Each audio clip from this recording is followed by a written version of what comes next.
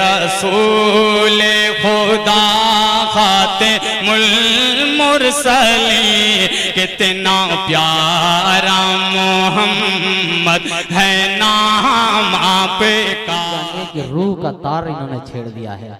जिस सुर में ये कलाम पढ़ रहे थे वाकई में रूह का तार छेड़ रहा था, रूह को ताजगी मिल रही थी। वाकई में इनकी आवाज में हलावत, मिठास, यकीन जानिए इनकी रवानी, इनकी सलासत बड़ी खूबसूरत थी।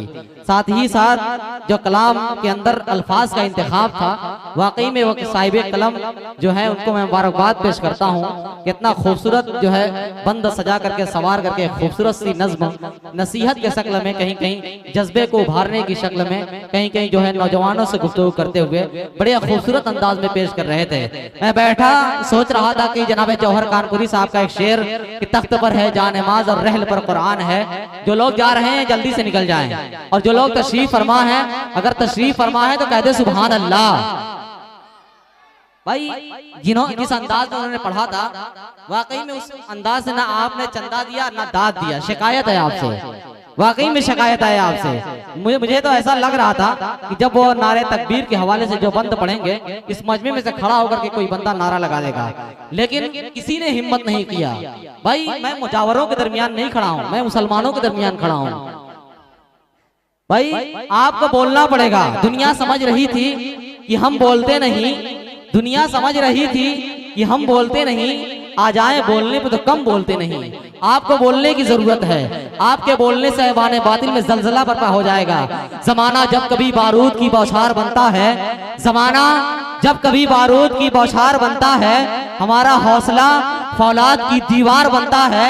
और तुम्हारा जुल्म काफी है, तुम्हारा जुल्म काफी है हमें बेदार करने को, तुम्हारा जुल्म काफी है हमें बेदार करने को। जो लोहा ज़र्ब सहता है वही तलवार बनता है, जो लोहा ज़र्ब सहता है। भाई बोल दीजिए, आपको बोलना पड़ेगा। भाई आली जनाब मौलाना फरहान फैजी साहब तशरीफ फरमाए, मुस्कुरा रहे हैं। भाई उनका आज के इस प्रोग्राम में इस्तकबाल है। तमाम शोराए किराम की टीम मऊ की सरजमीन से और जहां जहां से बुलाया गया था, पूरी शोराए किराम की टीम आ चुकी है। जो आपने इश्तिहार में नाम देखा था, तमाम के तमाम शोराए किराम आ चुके हैं। आइए मैं अपनी तमहीद को बंद करते हुए अब जो है आरज़ुए दिल उस हस्ती की बारगाह नाज में अकीदतमंदाना सदा दे रही है, जो जिसकी शख्सियत, जिसकी परहेजगारी सुन्नत मुस्तफ़ा सल्लल्लाहु अलैहि वसल्लम का अमली नमूना पेश करती है, जिसकी निगाह तफसीर और हदीस की किताब पर हुआ करती है। बारीक से बारीक, दकीक से दकीक मसाइल को इतने आसान पैराए में बयान करता है कि पूरे मजमे पर एक वजदानी कैफियत तारी हो जाया करती है। उस अजीम शख्सियत का नाम हजरत मौलाना मोहम्मद सादिक साहब अल कासमी दामत बरकातुहु मुद्दज़िल्लहुल आली, उस्ताद मदरसा रहमानिया वलीदपुर। इस वक्त हजरत वाला से मैं हरफ इल्तिमास कर रहा हूँ कि अपने नासिहाना कलमा से हम सबको मुस्तफीज फरमाएं। अस्सलामु अलैकुम व रहमतुल्लाहि व बरकातुहू।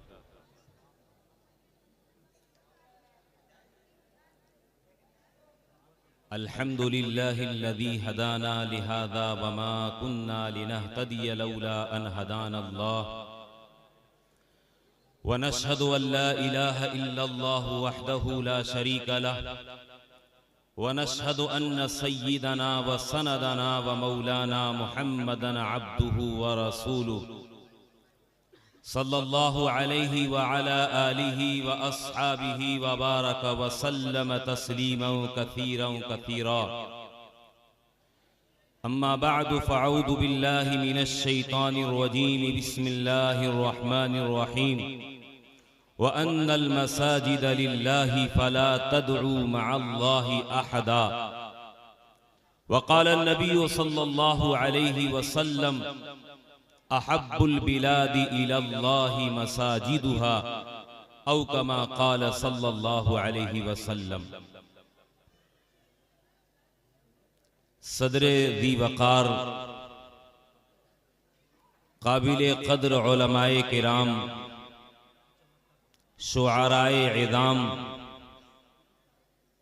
और उम्मते मुस्लिमा के धड़कते दिलों और मेरी इंतहाई मुअज़्ज़ज़ पर्दा नशी माएँ और बहनें, आज का ये रूह परवर इज्तिमा मस्जिद हजरत अबू अयूब अंसारी रदी अल्लाह ताला अन्हु की जरूरियात के ताल्लुक से ताउन के लिए मुनाकिद किया गया है। मकसद इस मजलिस का बिल्कुल जाहिरो बाहिर है। जिस कदर मस्जिद की इंतजामिया में, मोहल्ले के नौजवानों में और प्रोग्राम का इनेकाद करने वाले अराकीन में जोशो जज्बा है, वैसा ही जज्बा तकरीबन मजमे आम के अंदर भी हमें देखने को मिल रहा है।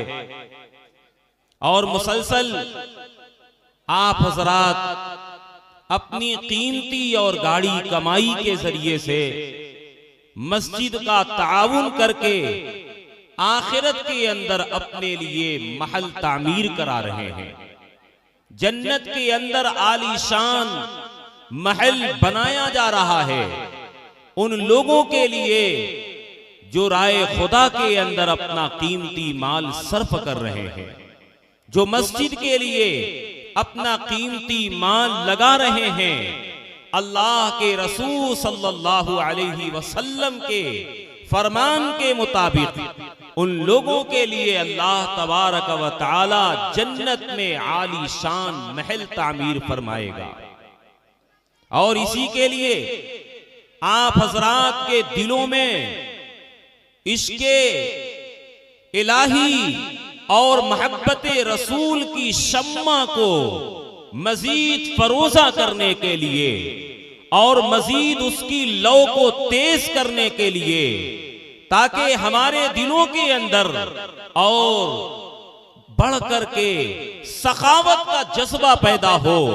और जिस हौसले और जज्बे के तहत मस्जिद की इंतजामिया ने आज का ये प्रोग्राम मुनाकिद किया है, उस जज्बे के तहत आज के शुआराए इस्लाम आपके दिलों में जज्बा पैदा करेंगे, अशार के जरिए, नाते नबी के जरिए और मनक़बते सहाबा के जरिए, ताकि जो कुछ भी मस्जिद की जरूरत है वो पूरी और मुकम्मल हो जाए।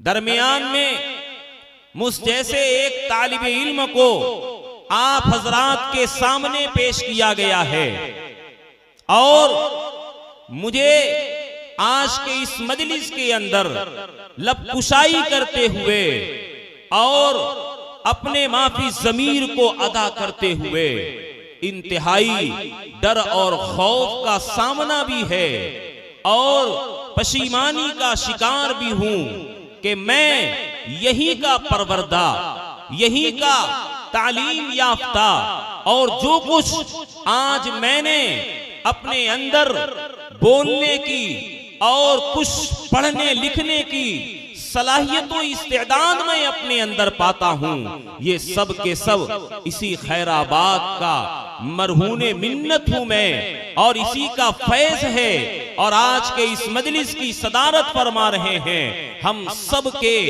इंतहाई काबिले कद्र मखदूमे गिरामी और पूरे इलाके के अंदर अपनी क़ियादत से और इल्मी और सियासी बसीरत के जरिए मिल्लत इस्लामिया की रहनुमाई करने वाले फख्रे मिल्लत हजरत मौलाना हाफिज अब्दुल हई साहब दामत बरकातुल आलिया हजरते वाला, हमने हजरते वाला से किताबें बराह रास्त पढ़ी हैं और उनसे इल्म हासिल किया है, कस्बे फैज किया है। इसी खैराबाद की सरजमीन और इसी मदरसा मंबउल उलूम के अंदर हम लोगों ने तालीम हासिल की, अरबी अव्वल से लेकर के पंजुम तक। तो इसलिए मेरे भाइयों, मेरे बुजुर्गों, ये तो पूरे खैराबाद का मुझ नाचीज के ऊपर और मेरी हकीर जात के ऊपर, बल्कि मेरे जिस्म के एक एक रोए के अंदर एहसान है इस मिट्टी का, इस सरजमीन का। इसलिए ये अगर आज जो मुझे आप हजरात के रूबरू पेश किया गया है तो ये मेरे लिए बड़ी सआदत की बात भी है, ये मेरे लिए बड़ी फख्रमंदी की बात भी है कि जिस सरजमीन के ऊपर मैं पल करके जवान हुआ और जहां से मैंने चलना सीखा, जहां से मैंने बोलना सीखा, आज आप हजरात के सामने मुझे कुछ अपने माफी ज़मीर को अदा करने का सुनहरा मौका मिल रहा है। इसलिए मैंने इस अजीम दावत पर लब्बैक कहते हुए बेचूरो चिरा इस मजलिस के अंदर हाजिरी को अपनी सआदत समझा कि जो कुछ मैंने यहाँ पर इल्म हासिल किया है और जो कुछ मैंने यहाँ से सीखा है वो आप हजरात के खिदमत के अंदर पेश किया जा सके। और ये तो आपकी खुसूसियत है और ये आपका खास इम्तियाज और तुर्रे इम्तियाज है, जो मैं समझता हूँ कि पूरी दुनिया के अंदर कोई ऐसा छोटा सा खित्ता और छोटा सा कस्बा जहां पर मुसलमानों की इतनी बड़ी तादाद हो और वहां इतना अजीम इदारा और उस इदारे की मुख्तलिफ शाखें, इतना बाफैज इदारा कि जिसका फैज आज सिर्फ हिंदुस्तान ही नहीं बल्कि पूरी दुनिया के अंदर आम और ताम है। पूरी दुनिया के अंदर अगर देखा जाए तो मदरसा अरबिया मंबउल उलूम का कोई तालिब इल्म वहां का बराह रास्त फैज याफ्ता हमें कहीं इल्म का जो है एक दरिया रवा किए हुए है और इल्म का एक चश्मा जारी किए हुए है।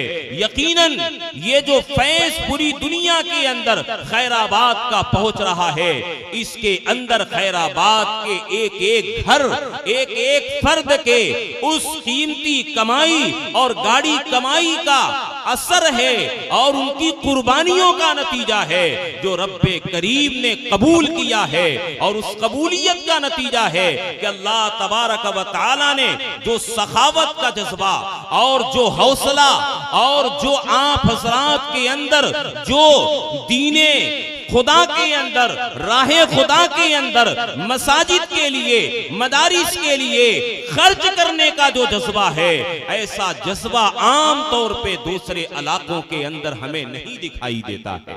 बहरहाल अल्लाह रब्बुल इज्जत से दुआ है कि अल्लाह तबारक व तआला आप हजरात के रूबरू कुछ थोड़ी सी मारूसात मुझे पेश करने की तौफीक अता फरमाए और फिर उसके बाद आज के इस स्टेज पे जलवा अफरोज हिंदुस्तान के मशहूर व मारूफ शुआराए इज़ाम तशरीफ फरमा हैं। इंशाअल्लाहुल अजीज ये प्रोग्राम पूरे आबोताब के साथ चलता रहेगा, आप सुनते रहेंगे और मस्जिद का ताउन करते रहेंगे। हमारी ये मजलिस और हमारा ये प्रोग्राम चूंकि मस्जिद की निस्बत पे मुनाकिद हुआ है, मस्जिद इस्लाम के अंदर इसकी क्या अजमत है, इसकी क्या अहमियत है, तो आपको मालूम होना चाहिए कि इस कायनात के अंदर इस रूए जमीन के ऊपर सबसे पहले जो मकान बनाया गया, जो जगह तामीर की गई है वो मस्जिद है, वो मस्जिद काबा, वो खाने काबा है।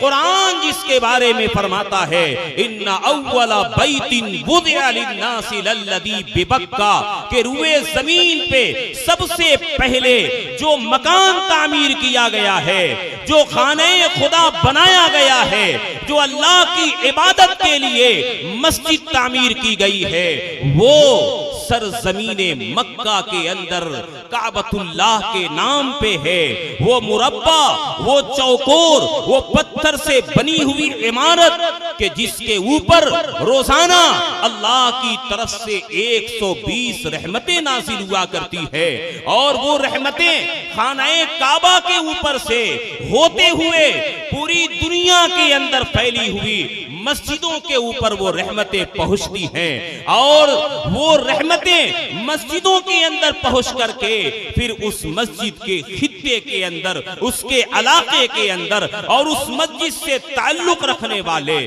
उससे मोहब्बत रखने वाले, उसके अंदर अपना वक्त लगाने वाले, रोजाना 5 वक्त मस्जिदों में जाकर के अपनी पेशानी को रब के हुजूर सजदा करने वाले को अल्लाह तबारक व तआला ताला उन रहमतों से महजूज फरमाया करता है और उन रहमतों से वो बहरावर हुआ करते हैं।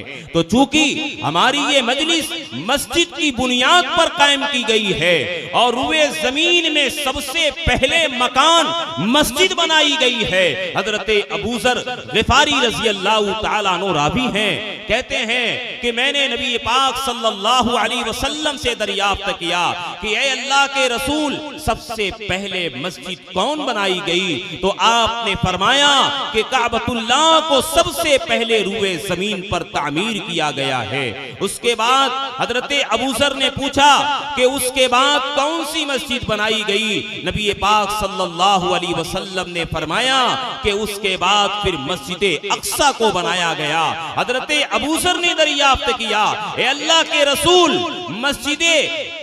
मस्जिद अक्सा और खाने काबा के दरमियान कितना फर्क है, कितनी मुद्दत का और कितने जमाने का फर्क है दोनों के दरमियान? तो आप सल्लल्लाहु अलैहि वसल्लम ने फरमाया कि 40 साल का फर्क है। और ये 40 साल का फर्क जो तामीर के एतबार से है, दरअसल ये सबसे पहली तामीर अल्लाह तबारक व तआला ने अपनी मासूम मखलूक मलाइका से कराई है, फरिश्तों से कराई है।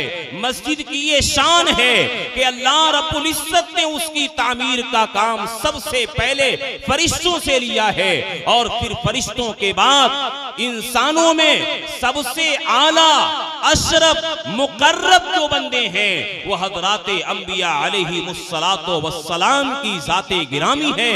उन्होंने मस्जिद की तामीर की है। चुनांचे हजरते आदम अलैहिस्सलातो वस्सलाम वो पहले नबी हैं जिन्होंने खाने काबा की तामीर की है। उसके बाद तूफाने नूह के अंदर जब खाने काबा की दीवारें खत्म हो गई, निशानात मिट गए, तो सैयदना इब्राहीम अलैहिस्सलातो वस्सलाम से दोबारा खाने काबा की तामीर का काम लिया गया। इसका तस्करा अल्लाह ने सूरतुल बकरा के अंदर कुछ यूं किया है कि वइद यरफउ इब्राहीमुल क़वाइद मिनल बैति व इस्माईल, कि सैयदना इब्राहीम अलैहिस्सलातो वस्सलाम खाने काबा की दीवारों को बुलंद कर रहे थे, उसकी दीवारों को उठा रहे थे और उनके लाडले बेटे और उनके फरमाबरदार बेटे और हम सब के नबी हजरत मोहम्मद सल्लल्लाहु अलैहि वसल्लम के जद्दे अमजद सैयदना इस्माईल अलैहिस्सलातो वस्सलाम उनके शाना बशाना और कदम ब कदम उसकी तामीर के अंदर हिस्सा ले रहे थे। और अगर हम ऐदे नबूवत के अंदर आते हैं, नबी पाक सल्लल्लाहु अलैहि वसल्लम की जिंदगी को देखते हैं, तो जब आपने मक्का वालों के जुल्मों सितम की इंतिहा को देख लिया और जब मक्का वालों ने आपके ऊपर ईमान कबूल नहीं किया तो आपने ताइफ का सफर किया। ताइफ वालों ने इंतहाई बदअखलाकी का मुआमला किया और आप सल्लल्लाहु अलैहि वसल्लम को वो अज़ियत पहुंचाई है कि ऐसी अज़ियत आज तक रुए जमीन पे किसी को नहीं पहुंचाई गई। आप सल्लल्लाहु अलैहि वसल्लम का खुद फरमान है कि राहे खुदा में जितनी ज्यादा मुझे तकलीफ दी गई उतनी तकलीफ किसी नबी को नहीं पहुंचाई गई। इशारा था उस ताइफ की तकलीफों की तरफ जहां पे वहां के बनु सकीफ के सरदारों ने इमामुल अंबिया हजरत मोहम्मद सल्लल्लाहु अलैहि वसल्लम से बात तक नहीं की थी और आपको ताना दिया था कि हम आपसे बात नहीं करते।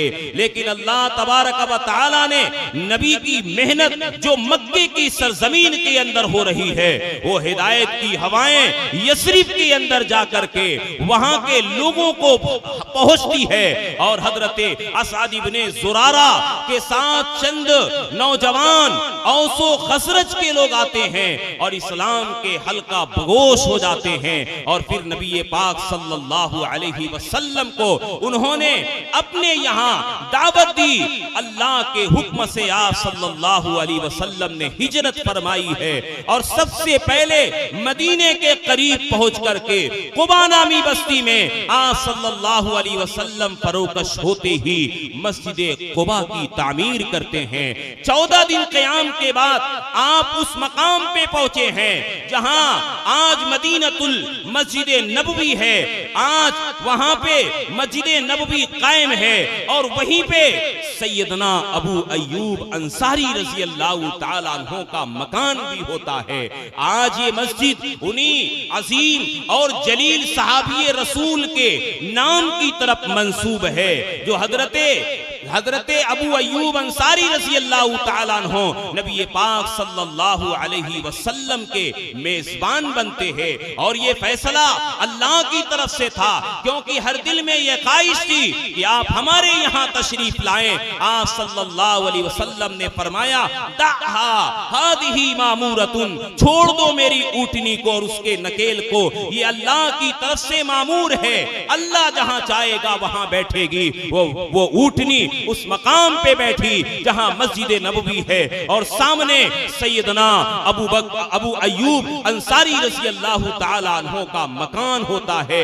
उनके खुशी की इंतहा न रही कि आज अल्लाह के हबीब हमारे मेहमान बन चुके हैं और उनके लिए उन्होंने मुकम्मल इंतजाम किया है। तो आप सल्लल्लाहु अलैहि वसल्लम जब हिजरत करके मदीना तशरीफ ले गए तो सबसे पहले आपने जो फिक्र की है वो मस्जिद की तामीर की फिक्र की है और आपने मस्जिद नबवी कायम की और उसकी बुनियाद रखी। और यहाँ पे एक बात हमें और आपको समझ लेनी चाहिए कि दुनिया के अंदर जितनी मसाजिद हुआ करती हैं वो मसाजिद वो खरीद करके सही हलाल माल से अल्लाह के नाम पर वक्फ की जाती है। वो दो यतीम बच्चों की साला और सुहैल की जमीन थी। जब उन्हें पता चला कि नबी पाक सल्लल्लाहु अलैहि वसल्लम यहाँ मस्जिद तामीर करना चाहते हैं, वो दरबारे नबूवत में हाजिर होकर के पेशकश करते हैं कि अल्लाह के रसूल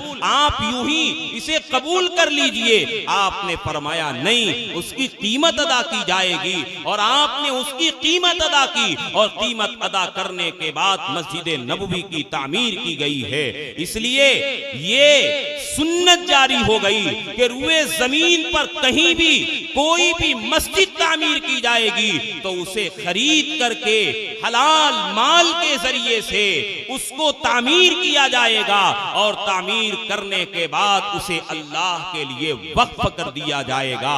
और जब कोई जमीन मस्जिद बना दी जाती है और किसी जमीन को पर जब सजदों से उसे सजा दिया जाता है और उसे अल्लाह के नाम पर वक्फ कर दिया जाता है तो फिर उस जमीन को फरोख्त नहीं किया जा सकता, उसे बेचा नहीं जा सकता। उसे जिस शख्स ने खरीद करके वक्फ किया है वो भी अगर बेचना चाहे तो उसके लिए जायज नहीं है। हत्ता कि उस जमीन के बदले में अगर किसी और जमीन को लेकर के उसका तबादला कर लिया जाए तो फिक़े हनफी के यहाँ ये भी जायज और दुरुस्त नहीं है, क्योंकि जो जमीन जो खिस्सा मस्जिद के लिए मुख्तस कर दिया गया है वो कयामत तक मस्जिद ही रहेगा, उसे बदला नहीं जा सकता है और उसे तब्दील नहीं किया जा सकता है। क्योंकि मस्जिद को जब वक्फ कर दिया जाता है तो फिर ये बराह रास्त अल्लाह की मिल्कियत के अंदर चली जाया करती है और अल्लाह की मिल्कियत में चले जाने के बाद उसकी किसी भी तरीके से तब्दीली नहीं हो सकती है। तो हजराते गिरामी आप देखें कि फरिश्तों के बाद अल्लाह ने ये काम हजराते अंबिया अलैहिमुस्सलातो वस्सलाम से लिया और फिर नबूवत का दरवाजा बंद हो गया। आप सल्लल्लाहु अलैहि वसल्लम खातमुन नबीयीन हैं, खत्मे नबूवत का ताज आपके सरों पे सजा दिया गया। लेकिन दुनिया की आबादी तो बढ़ती रहेगी, दुनिया के अंदर तो लोगों की आमदो रफ्त होती रहेगी और लोगों का जब हुजूम होगा, लोगों की कसरत होगी तो सबसे पहले मुसलमान जिस खित्ते में और जिस आबादी के अंदर वहां रिहाइश किया किया करते हैं, सबसे पहले जरूरी ये है कि वहां पर मस्जिद की तामीर की जाए, वहां मस्जिद बनाई जाए। चुनांचे अल्लाह तबारक व तआला ने फरमाया कि मस्जिदें कौन तामीर किया करता है, मस्जिदें बनाने वालों की सिफात क्या हुआ करती है। ये मस्जिद तामीर करना ये कोई आम काम नहीं है, ये फरिश्तों का काम है, ये अंबिया अलैहिस्सलातो वस्सलाम का काम है। और फिर उसके बाद ये एजाज अगर किसी को हासिल होता है तो वो उन सच्चे पक्के अहले ईमान को हासिल हुआ करता है। अल्लाह तबारक व तआला ने जिनकी 3 सिफात बयान फरमाई है, आप सूरह तौबा उठाएं, सूरह तौबा की आयत की तिलावत करें। अल्लाह फरमाता है कि मस्जिद तामीर कौन कर सकता है और मस्जिद तामीर करने वालों की सिफात क्या हुआ करती है। फरमाने खुदाबंदी है, इन्नमा यअमुरु मसाजिदल्लाहि मन आमना बिल्लाहि वल यौमिल आखिर व अकामस सलाह व आतज़ ज़कात व लम यख्शा इल्लल्लाह फअसा उलाइका यकूनु मिनल मुहतदीन। अल्लाह तबारक व तआला फरमाता है कि मस्जिद तो सिर्फ वो लोग तामीर करते हैं जिनका अल्लाह और यौम आखिरत के ऊपर ईमान हुआ करता है, वो सच्चे अहले ईमान हुआ करते हैं, वो कामिल मोमिन हुआ करते हैं जो मस्जिदों की तामीर का काम किया करते हैं। और मजीद अल्लाह ने उनकी 3 सिफात का तस्करा किया कि वो मस्जिदें तामीर करने वाले अहले ईमान कौन हैं, जो नमाज कायम करते हैं, जो ज़कात अदा किया करते हैं, वलम यख्शा इल्लल्लाह, और अल्लाह के सिवा किसी और से नहीं डरते, अल्लाह के सिवा किसी और का उनके दिलों में खौफ नहीं है, किसी का डर नहीं है, न किसी हुकूमत का डर है, न किसी ताकत का डर है, न किसी बहादुर पहलवान का डर है, न किसी के मालो दौलत का डर है, न किसी फौज और लाओ लश्कर का डर है। अगर रुए जमीन पे उसके दिलों में किसी का डर है तो वो सिर्फ और सिर्फ खौफे खुदा है, खौफे इलाही है। ये है ईमान वालों की सिफात, ये है मस्जिदों के बनाने वालों की सिफात, ये है मस्जिदों के तामीर करने वालों का तुर्रे इम्तियाज और उनकी खुसूसी सिफत। और फिर अल्लाह फरमाता है कि अफ़असा उलाइका अन यकूनु मिनल मुहतदीन, तो सुनो अनकरीब हो सकता है यही लोग हिदायत याफ्ता हो जाएं, इन्हीं लोगों का शुमार हिदायत याफ्ता लोगों में होगा। कौन सी हिदायत? सीधे रास्ते की हिदायत, वो हिदायत जिस हिदायत की दुआ हम रोजाना नमाजों के अंदर मांगते रहते हैं, इहदिना सिरातल मुस्तकीम, कि रब्बा हमें सीधे रास्ते की हिदायत अता फरमा। कौन सा सीधा रास्ता? सिरातल लदीना अनअमता अलैहिम गैरिल मग़दूबि अलैहिम वलद्दालीन, वो रास्ता जो हिदायत का रास्ता है, वो हज़राते अंबिया अलैहिमुस्सलातो वस्सलाम का है, वो शुहदा का है, सिद्दीकीन का है, वो सुलहा का है जिन पर अल्लाह ने इनाम फरमाया है। और वो रास्ता उनका नहीं है कि जो अल्लाह के गज़ब के मुस्तहिक हो गए, जो राहे रास्त से भटक चुके हैं, जो गुमराह हो चुके हैं। अल्लाह फरमाता है कि दरअसल सही मानों में यही लोग हिदायत के ऊपर है, यही लोग हिदायत याफ्ता है।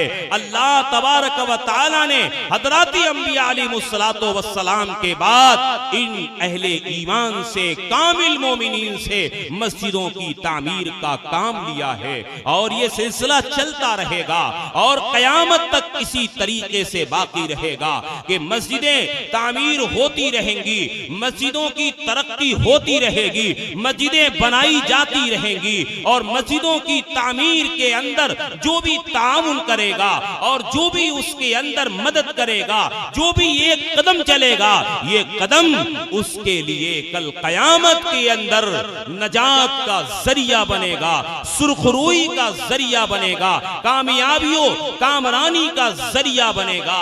लेकिन मेरे भाइयों, मेरे बुजुर्गों, एक बात और भी हमें अपने ज़हनों के अंदर रख लेनी चाहिए कि जिस तरह मस्जिदों की तामीर पर कुरान और सुन्नत के अंदर फजाइल का तस्करा मौजूद है।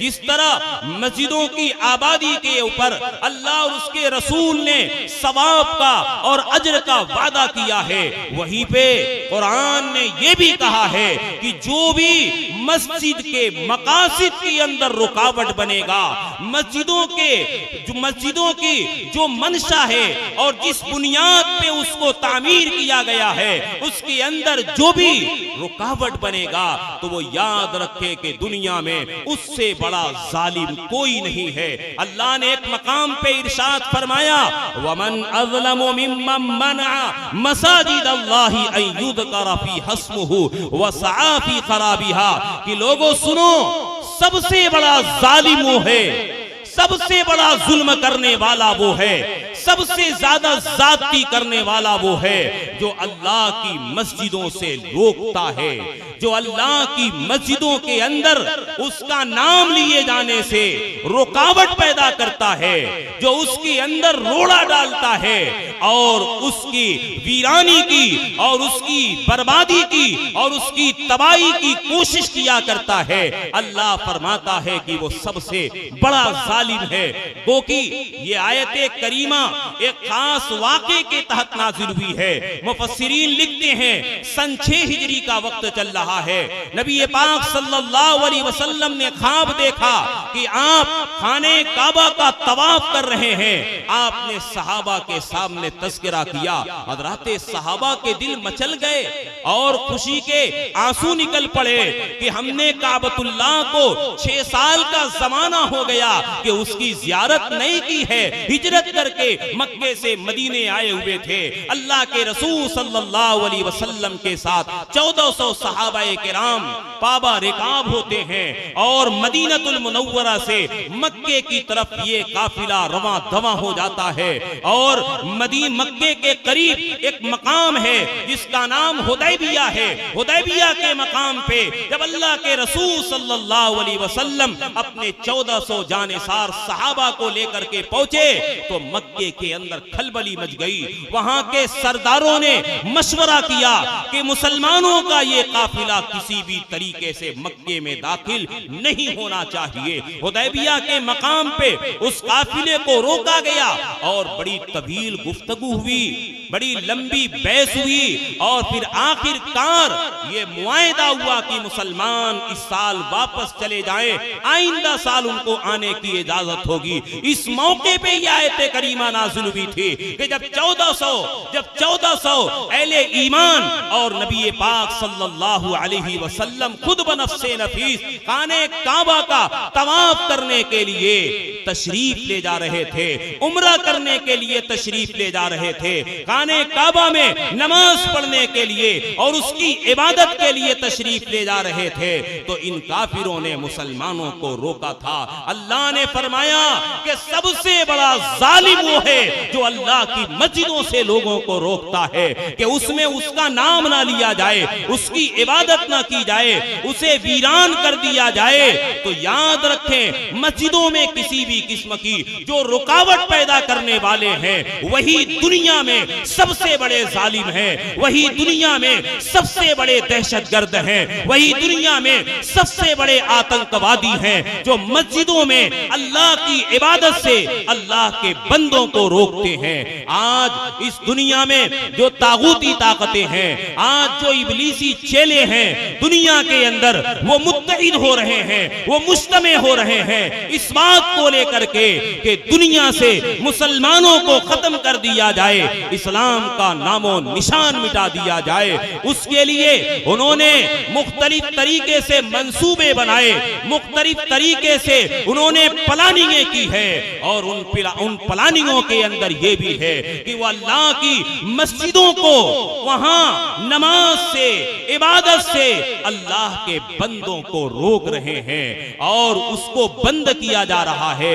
न जाने कितनी मस्जिदें ऐसी हैं कि आज हमारे इस मुल्क के अंदर हमारे हाथों से निकल गई, सालहा साल से उस मस्जिद में सजदा किया जाता रहा, अल्लाह की इबादत की जाती रही, रोजाना 5 वक्त वहां के मिंबरों मेहराब से अल्लाहु अकबर ला इलाहा इल्लल्लाह की सदाएं दिल नवाज बुलंद होती रही।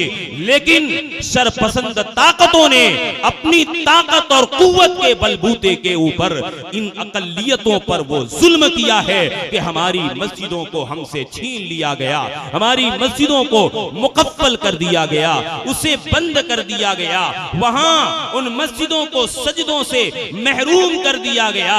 और सितम बालाए सितम कि जब हम अपने हुकूक का मुतालबा करते हैं, हम इसके खिलाफ आवाज उठाते हैं, तो उल्टे हमें ही दहशतगर्द भी कहा जाता है, हमें ही तशद्दुद का पैरोकार कहा जाता है, हमें ही मुतशद्दिद होने का ताना दिया जा रहा है। हालांकि कुरान का खुला हुआ ऐलान है कि ऐ लोगों, जो भी अल्लाह की मस्जिदों से लोगों को रोकता है, रुकावटें पैदा करता है, उसमें लोगों को नमाज पढ़ने से, जिक्र करने से, तिलावत करने से लोगों को रोकता है, वही दुनिया में सबसे बड़ा जालिम होगा, वही सबसे बड़ा आतंकवादी और सबसे बड़ा दहशतगर्द वही होगा। लेकिन मेरे भाइयों, मेरे बुजुर्गों, याद रखें, ये दुनिया के अंदर कुफ्र और शिर्क की कशमकश होती रही है। ये आमेजिश, ये इख्तिलाफ, ये टकराव हर दौर के अंदर होता रहा है। लेकिन जब अंधेरा ज्यादा छाने लगता है, जब तारीकियां बहुत गहरी हो जाती हैं, जब घंघोर घटाएं छाने लगती हैं, तो फिर याद रखना चाहिए, यकीन कर लेना चाहिए कि फिर सुबह की पौ फुटने वाली है, सुबह की रोशनी नमूदार होने वाली है। आज दुनिया में अगर हम देखते हैं तो कुफ्र शिर्क की ताकतें एक प्लेटफार्म के ऊपर मुत्तहिद होकर के दुनिया से इस्लाम मुसलमान का खात्मा करने की प्लानिंग कर रही हैं। और वो ये चाहते हैं कि मुसलमान एक अल्लाह की इबादत करना छोड़ दें, मुसलमान मस्जिदों से अपना ताल्लुक खत्म कर लें, मुसलमान मदारिस से और उलमा से अपना ताल्लुक मुनक़ते कर लें। और उसके लिए वो तरह तरह के हीले और तरह तरह के प्लानिंग कर रहे हैं, कभी बहला फुसला करके, कभी ताकतों कुव्वत के नशे में चूर हो करके वो अपने मंसूबे को रूबा अमल लाने की कोशिश कर रहे हैं। लेकिन याद रखना चाहिए उन्हें कि ये जुल्म की कहानी बहुत देर तक चलने वाली नहीं है। अगर आज भी अहले ईमान अपनी ईमान की कद्र कीमत को समझ लें और ईमान के मुक्तसा पर अमल पैरा हो जाएं और फिर उसी जज्बे के साथ, उसी बलबले के साथ, उसी हौसले के साथ वो खड़े हो जाएं, तो फिर याद रखेगी दुनिया और देखेगी अपने आंखों से कि जिस तरह माजी में अल्लाह ने मुख्तसर और छोटी छोटी जमातों को बड़ी बड़ी जमातों के मुकाबले में गालिब किया है और उनको सुरखरुई अता फरमाई है। कभी बद्र के मैदान में 313 निहत्ते और बेयारो मददगार सहाबाए किराम हैं, लेकिन हजारों के मुकाबले में वो गालिब आ जाते हैं। कभी गज़वाए खंदक के मौके पे 3000 का लश्कर है और उधर 10,000 का लश्कर जर्रार है, यहूदी भी है, कुफ्फारो मुशरिकीन भी हैं, वो सब मुत्तहिद होकर के आए थे कि आज मदीने के अंदर मुसलमानों की ईंट से ईंट बजा करके रख देंगे। लेकिन कुरान कहता है कि क्या हुआ, सूरत हाल तो इंतहाई संगीन थी। आज हम और आप जिन सूरत हाल से दो चार हैं, जो खौफ और दहशत का माहौल बनाने की कोशिश की जा रही है, इससे भी ज्यादा भयानक और इससे भी ज्यादा खतरनाक सूरत हाल थी। कुरान कहता है वइज़ागतिल अबसार व बलगतिल कुलूबुल हनाजिर, कि उस वक्त मुसलमानों की सूरत हाल ये थी कि आंखें फटी की फटी रह गई थी, कलेजा मुंह को आ रहा था। लेकिन क्या हुआ, अल्लाह की जब मदद आई है, अल्लाह की नुसरत आई है, तो उस 10,000 लश्करे जर्रार को अल्लाह तबारक व तआला ने इस कदर जलील किया है कि वो पलट करके फिर वापस नहीं आते हैं। और फिर ऐसे मौके से हजरत नबी पाक सल्लल्लाहु अलैहि वसल्लम ने एक जुमला इरशाद फरमाया था जो आज भी हदीस की किताबों में मौजूद है कि आपने फरमाया कि आज सन 5 हिजरी के अंदर इतना बड़ा लश्कर काफिरों का, यहूदियों का मुसलमानों के ऊपर हमला आवर हुआ था। लेकिन ऐ भाइयों, ऐ मुसलमानों, अब याद रखो, आल आन नगज़ूहुम ला यगज़ूनना व नहनु नसीरु इलैहिम, कि अब उनमें हिम्मत नहीं है कि दोबारा वो हमारे ऊपर हमला कर सके। अब हम हमला करेंगे, हम इकदाम करेंगे, हम अटैक करेंगे उनके ऊपर। अब काफिरों के अंदर वो ताकत और कुव्वत और वो हौसला नहीं है कि फिर वो मुसलमानों को आंखें दिखा सके। ये कैफियत कब पैदा हुई? जब मुसलमानों ने, जब हजराते सहाबा ने नबी पाक सल्लल्लाहु अलैहि वसल्लम से सच्ची गुलामी का हक अदा किया था, अपने ईमान के तकाजों को उन्होंने समझा था और अल्लाह की ताअत व बंदगी के ऊपर मुकम्मल तौर पे अमल पैरा हो गए थे, तो अल्लाह तबारक व तआला ने उनकी मदद की। और उस वक्त की जो सुपर पावर ताकतें थी, वो रूमा की सल्तनत, वो एक तरफ फारस की सल्तनत, वो हजराते सहाबा के और मुसलमानों के कदमों के अंदर आ गई। और देखते ही देखते सैयदना हजरते फारूक आज़म रज़ी अल्लाह तआला अन्हु के जमाने में 22 लाख मुरब्बा मील पे इस्लाम का झंडा लहराने लगता है।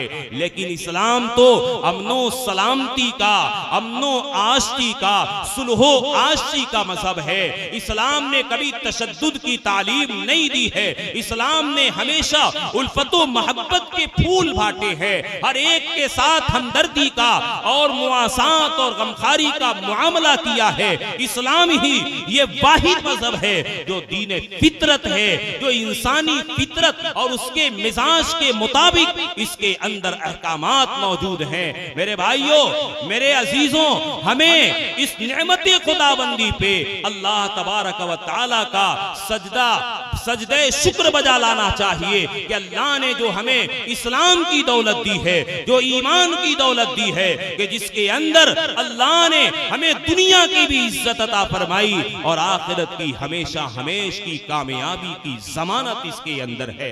बहरहाल गुफ्तगू मेरी जरा तवील होती चली गई। अब मैं अपने बात को जरा इख्तिसार के साथ मैं इख्तिताम तक लिए चलता हूं कि चूंकि मस्जिद के लिए हम और आप जमा हुए हैं और ये मस्जिदें अल्लाह के घर हैं, अल्लाह के लिए खास कर दिया गया है इसे। कुरान करीम में अल्लाह ने ऐलान किया कि वन्नल मसाजिद लिल्लाहि फला तदउ मअल्लाहि अहदा, कि लोगों सुनो, ये मस्जिदें अल्लाह के लिए हैं, अल्लाह की मिल्कियत के अंदर हैं, इसमें तसर्रुफ नहीं किया जा सकता है। अल्लाह का खास ताल्लुक है इन मस्जिदों का, अल्लाह की तरफ इसकी निस्बत की गई है कि ये बुयूतुल्लाह हैं, अल्लाह के घर हैं। और जब ये अल्लाह का घर है तो फला तदउ मअल्लाहि अहदा, इसमें सिवाय अल्लाह के किसी और की इबादत नहीं की जा सकती है, किसी और को नहीं पुकारा जा सकता है, सिर्फ और सिर्फ उसी एक अल्लाह की इबादत की जाएगी। इसलिए हमें मस्जिदों से अपने ताल्लुक को मजबूत करना पड़ेगा, अल्लाह की इबादत और बंदगी का हक अदा करना पड़ेगा। और जब हम मस्जिदों से अपना ताल्लुक मजबूत करेंगे, मस्जिदों से जब अपना रब्त मजबूत करेंगे, अल्लाह ने हमसे 2 किस्म का वादा किया है, 2 इनाम का वादा किया है कि अगर तुम मस्जिदों से जुड़ जाओ और मस्जिदों के रब की अगर तुम इबादत करने में लग जाओ तो अल्लाह तबारक व तआला तुम्हें 2 किस्म का इनाम अता फरमाएगा। और वो 2 इनाम ऐसा है कि उसी के लिए आज सारी दुनिया परेशान है। आज दुनिया के अंदर जो कुछ तबाहियां आ रही हैं, जो कुछ मुश्किलात आ रही हैं, वही 2 चीजें खत्म है। अल्लाह ने कहा, ऐ लोगों आओ मेरे घरों से जुड़ जाओ, मेरे घरों से तुम अपना रब्त पैदा कर लो, मस्जिदों से ताल्लुक पैदा कर लो। और मस्जिदों से ताल्लुक कैसा होना चाहिए? सिर्फ जुमा का नहीं या सिर्फ 5 वक्त नमाज का नहीं, बल्कि मस्जिदों से हमारा ऐसा रब्त और ताल्लुक होना चाहिए जैसा कि आपने अभी हमारे अजीज मुहतरम हजरत मौलाना मोहम्मद अहमद साहब दामद बरकात की ज़बानी मुलाहिजा किया है कि मस्जिदें सिर्फ नमाज के लिए नहीं है कि नमाज पढ़ करके उसको ताला बंद करके चले जाएं, बल्कि मस्जिद तो पूरे मोहल्ले की और पूरे कस्बे की सारी जरूरियात को पूरा करने का मरकज है, ईमान का हेडक्वार्टर है। जैसा कि मस्जिद नबवी थी, वहां नमाजें भी होती थी, कुरान का दर्स भी होता था, हदीस का बयान भी हुआ करता था। एक तरफ अल्लाह के बंदे अपने कुलूब का तस्किया भी किया करते थे, वहीं अल्लाह के रसूल सल्लल्लाहु अलैहि वसल्लम मस्जिद नबवी की चटाई पे बैठ करके दुनिया की जो भी काफिरों मुशरिक की जालिमाना ताकतें हुआ करती थी, उनके खिलाफ आप सल्लल्लाहु अलैहि वसल्लम लश्कर भी रवाना किया करते थे। गरजे की मस्जिद नबवी से सारी जरूरतें पूरी हुआ करती थी। इस तरीके का ताल्लुक हमें भी मस्जिदों से बनाना होगा। मौलाना ने एक बात की तरफ तवज्जो दिलाई है और मैं आपको इस सिलसिले के अंदर एक नुक्ते की बात बताना चाहता हूं कि मस्जिदों से जहां और बहुत काम हुआ करते हैं, वहीं पर मस्जिदों से एक और काम भी लिया जाए कि हमारी मस्जिद के हल्के में कितने मकान हैं, कितने घर हैं, कितने बालिग नाबालिग हैं, कितने यतीम हैं, कितनी बेवा खवातीन हैं उसके अंदर। कौन ऐसा है कि जिसके यहाँ कारोबार ठीक है, इनकी मईशत ठीक है, कौन कमजोर है, कौन बेचारा नाने शबीना का मोहताज है, जिसके घर के अंदर कोई बंदा बीमार पड़ जाता है, दवा इलाज के लिए भी उसके पास पैसा नहीं है और वो उसकी गैरत इजाजत नहीं देती है कि वो लोगों के सामने अपना हाथ फैला सके। वो बागैरत बाहमियत है और अपना हाथ नहीं फैला सकता है, लेकिन परेशान हाल है। इसकी परेशानियों को पूछ करके उसके मसले को हल कैसे किया जाए, उसका निजाम मस्जिदों से बनाया जा सकता है कि मस्जिदों में जहां मस्जिद की जरूरत का फंड हुआ करता है, वहीं पे गुरबा के, बेवाओं, यतीमों के तालीम का, खाने पीने का, इलाज का, जरूरियाती जिंदगी का इंतजाम भी होना चाहिए कि वहीं से उन सारे लोगों के मसले को हल किया जाए। हमारे मोहल्ले के अंदर और खुद हमारी मस्जिद के अंदर हमारे चंद अहबाब ने इसका तस्करा किया कि बहुत सी दफा ऐसा हुआ करता है कि जो जरूरतमंद नहीं होता है वो लोगों से मांग मांग करके अपने घर में जमा कर रहा है, और जो बेचारा जरूरतमंद होता है वो अपनी जरूरत के बकदर भी हासिल नहीं कर पाता है। चुनांचे नौजवानों के मशवरे से ये तय पाया कि मस्जिद के एरिया में जितने मकानात हैं, उन सारे मकानात से हम जो भी वो ताउन कर सकते हैं, एक ताउन का इंतजाम बनाया जाए और फिर उसके लिए जो गरीब है, जो बेचारा परेशान है, एक जवान बच्ची है, शादी का इंतजाम नहीं हो रहा है, निकाह का बंदोबस्त नहीं है, कोई परेशान हाल है, ऑपरेशन की जरूरत है, बेचारा उतना इंतजाम नहीं है, इन सारी जरूरियात को पूरा किया जाए। एक निजाम बनाया गया। सिर्फ अपने मस्जिद के एरिया में एक छोटा सा निजाम बना कि मस्जिद के एरिया में 100 मकानात हैं, हर मकान के अंदर एक छोटा सा डब्बा बना करके उसको ताला बंद करके हर घर के अंदर पहुंचा दिया गया।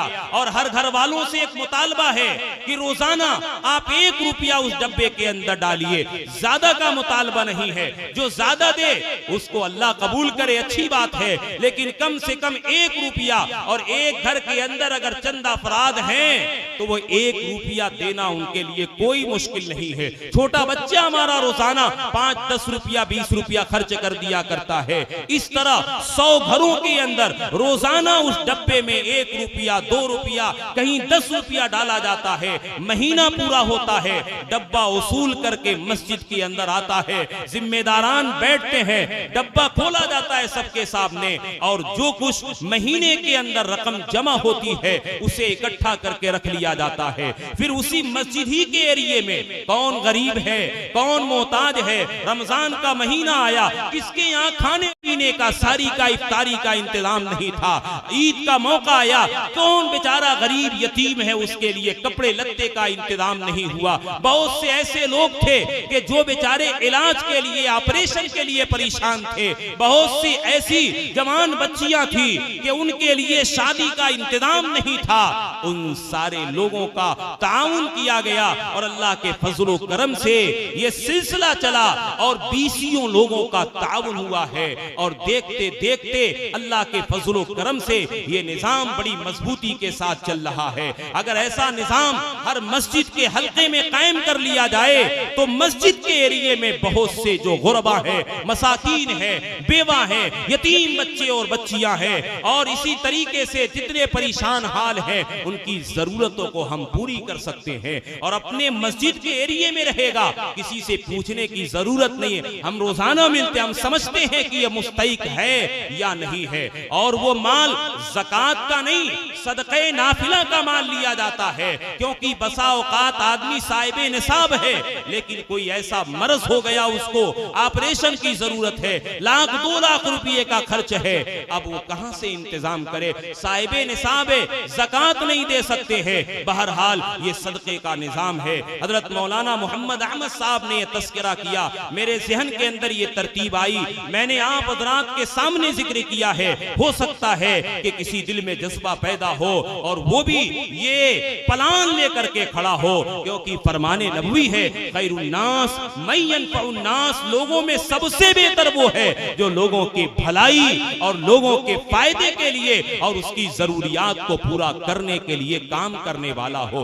बहरहाल तो आखिर में मैं जो बात अर्ज करना चाहता था कि जब हम मस्जिदों से अपना ताल्लुक मजबूत करेंगे, अल्लाह ने 2 इनाम का वादा किया है। और वो इनाम क्या है कि अगर हम मस्जिदों से जुड़े, मस्जिदों की जरूरत पूरी करें तो अल्लाह हमारे फकरो फाका को खत्म कर देगा, हमारे खाने पीने का इंतजाम कर देगा, हमारे लिए, हमारी नस्लों के लिए भी इंतजाम हो जाएगा।